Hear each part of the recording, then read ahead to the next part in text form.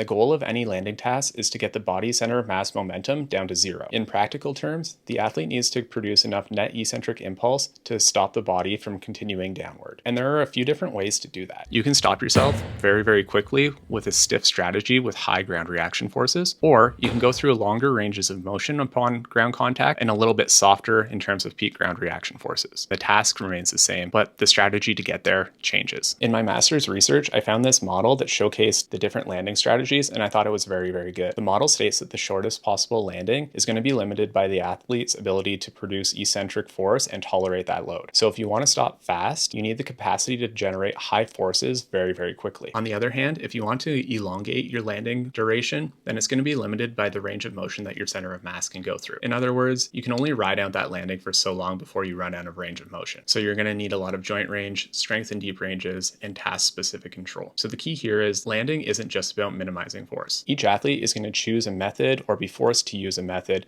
to dissipate the momentum based on the task constraints and their physical capacities. And this is why two athletes can land from the same height and have completely different strategies at peak ground reaction forces and ranges of motion upon landing. The important question when looking at the force time curves of a landing is not how high was their peak ground reaction force, it's how did they absorb the landing, how much time and displacement did they go through, and did they have the strength and control to manage their strategy effectively. And this is how you can start to look beyond just what one number is during your landing task and get a better picture of how somebody is actually executing the task itself.